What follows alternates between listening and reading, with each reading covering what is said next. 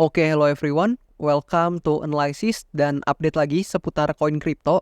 Dan di kesempatan kali ini, saya akan coba kabulin beberapa request kalian terhadap koin layer 2 ya. Dan salah satu request kalian terhadap koin layer 2 adalah terkait Arbitrum nih. Dan saya juga nggak tahu kenapa ya, akhir-akhir ini banyak juga nih yang request terkait koin layer 2 seperti Manta, Arbitrum, dan sebagainya.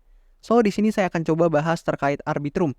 Dan mungkin buat teman-teman lain yang mau koin kesayangannya saya analisa mungkin, dan koin-koin yang mungkin kalian tertarik dan penasaran untuk dibahas, kalian bisa langsung aja request melalui akun TikTok saya di sini. Jadi di akun TikTok saya di bio-nya itu terdapat link tree yang kalian bisa klik dan nanti kalian akan dibawa ke tampilan seperti ini. Nah, di bagian traktir di sini ada link traktir saya yang mana di sini kalian bisa support saya sekaligus request analisa koin yang kalian mau saya analisa. So, nggak usah lama-lama, kita coba aja langsung masuk ke analisa terkait Arbitrumnya. Dan di sini saya juga akan kasih teman-teman gambaran seperti apa potensi pergerakan Arbitrum ke depannya. Dan juga saya akan coba bahas dari segi teknikal maupun secara fundamentalnya saya akan bahas sedikit-sedikit teman-teman. So, di sini kita coba lihat untuk pergerakan Arbitrum, harus teman-teman semua akui ya, mungkin untuk holdernya harap bersabar nih, karena Arbitrum dari titik atasnya lah sini ya, kita coba ukur, sudah mengalami penurunan up to 50% lebih, dan hal tersebut juga diindikasikan dengan stochastic RSI yang udah mencapai bahkan area oversold-nya teman-teman. Dan di sini ada beberapa hal yang teman-teman harus pantau. Yang pertama, di sini Arbitrum itu sangat-sangat respect ya sama yang namanya major trend line yang terbentuk pada time frame weekly di sini kalau saya lihatnya. Dan kemudian sekarang Arbitrum ini sedang mencoba untuk membreakdown trend line ini, yang mana tentunya teman-teman harus coba lihat untuk trend line ini apakah sudah di breakdown atau belum. Dan teman-teman nggak bisa ambil kesimpulan ya, wah ini udah sedikit lewat nih, berarti udah breakdown. Nggak bisa begitu teman-teman. Jadi kalian harus tunggu untuk candle close-nya di sini. Apakah memang Arbitrum ini mampu untuk breakdown yang namanya major trend line yang ada di sini. Jadi teman-teman ada baiknya untuk tunggu konfirmasi candle close-nya seperti itu. Dan di sini teman-teman, kalau teman-teman lihat sebenarnya Arbitrum ini amat bagus atau sangat bagus apabila memang berhasil mempertahankan trendline major ini dan bertahan di area yang di sini teman-teman ya, di tengah-tengah sini. Kenapa? Karena area tersebut adalah area yang memiliki likuiditas volume transaction yang paling besar teman-teman. Nah, buktinya di mana? Kalau kita pakai Anchor Volume Profile, kalian bisa lihat di area situ adalah area yang paling banyak volume atau likuiditasnya teman-teman. So, kalau dia berhasil mempertahankan di situ, maka artinya Arbitrum itu punya potensi yang cukup besar untuk coba kembali rally lagi dan memanfaatkan demand area dan trendline ini sebagai sarana untuk mungkin beberapa orang atau mungkin retail atau institution untuk coba angkat harganya lagi ke atas. Seperti itu teman-teman. Nah, apabila memang Arbitrum itu terbreakdown dari trendline, maka ada potensi Arbitrum akan coba mengunjungi lagi demand area yang ada di sini tentunya, yang pernah menahan harganya sebelumnya, dan akan coba di testing nih di area sekitar sini. Dan apabila ini di breakdown lagi, maka Arbitrum akan secara resmi masuk ke fase downtrend ya, karena sudah melewati area low yang di sini dan ada potensi penurunan harga Arbitrum akan jauh lebih tajam lagi teman-teman. Nah, kemudian teman-teman, apabila Arbitrum ini memang sanggup untuk bertahan di area sini atau paling tidak apabila memang harus mengunjungi area demand yang di sini, dia akan bertahan dan coba untuk naik lagi ke area yang ada di sini teman-teman.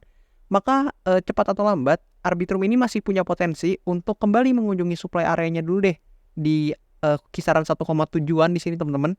Jadi nggak muluk-muluk untuk targetnya mungkin sampai di sini dulu, dan alangkah baiknya memang Arbitrum sebelum mencapai sini harus reclaim dulu ya yang ada di sini teman-teman areanya, karena seperti yang tadi saya bilang, area tersebut adalah area yang paling banyak mengandung likuiditas untuk saat ini di koin Arbitrum. Nah, kalau kita tinjau juga teman-teman mungkin dari beberapa tools ya, mungkin dari DeFi lama dulu, di sini kalian bisa lihat sebenarnya untuk Arbitrum ini termasuk salah satu coin layer 2 ya, atau ya salah satu dari beberapa coin layer 2 lah yang menurut saya sendiri TVL itu cukup bagus teman-teman. Nah, buat teman-teman yang nggak tahu, TVL itu adalah total value lock ya, atau ya total value lock. Dan di sini kalian bisa lihat data dari TVL-nya itu cenderung meningkat teman-teman, meskipun harganya cenderung korektif ya.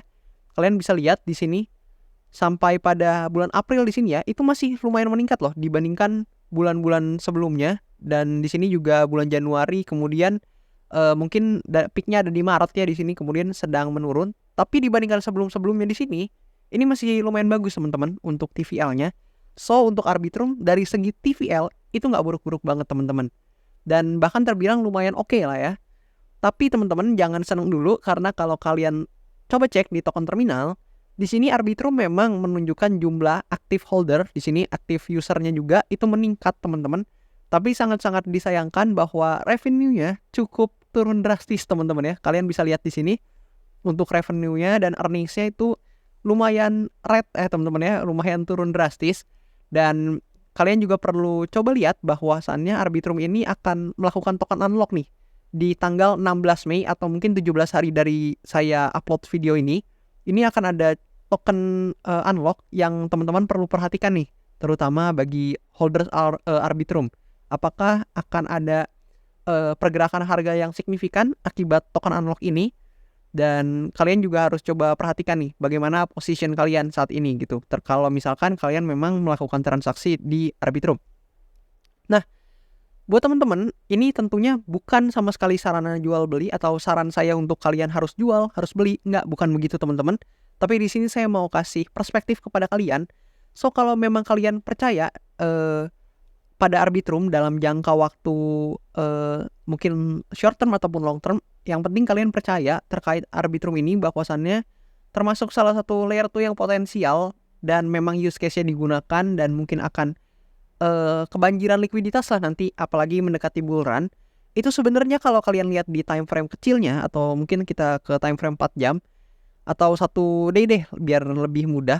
Nah, di sini Arbitrum itu sebenarnya sedang ada di area konsolidasinya teman-teman. Kalian bisa lihat di sini, dia konsolidasi mulai dari sini sampai ke sini. Nah, di sini Arbitrum cukup lama untuk bermain di konsolidasi ini areanya.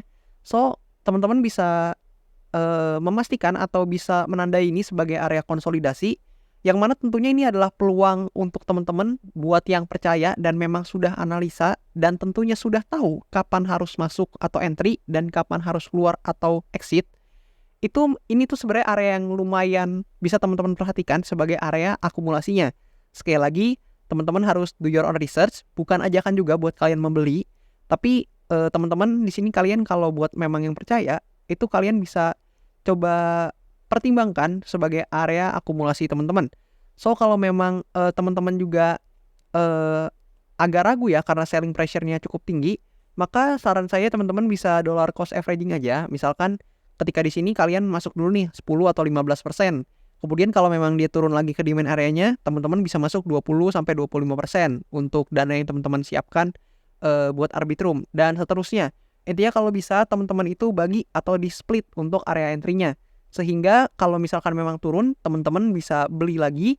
Dan kalau misalkan memang naik, paling enggak teman-teman udah dapat exposure atau udah hold dari token Arbitrum ini. Seperti itu teman-teman. Dan mungkin sekian aja untuk pembahasan yang bisa saya bawakan atau saya delivery kepada teman-teman terkait layer 2 atau coin layer 2 Arbitrum ini. Dan buat kalian juga yang mau request, saya udah kasih tahu tadi caranya. Kalian bisa ke bio TikTok saya aja. Dan kemudian kalian klik link tree-nya yang ada di sini. Kemudian kalian bisa request aja melalui link traktir saya yang ada request analisa koinnya di sini teman-teman. Dan buat kalian yang juga udah support saya selama ini, thank you very much teman-teman. Makasih banget. Dan juga sampai jumpa di video-video analisa selanjutnya. Thank you teman-teman.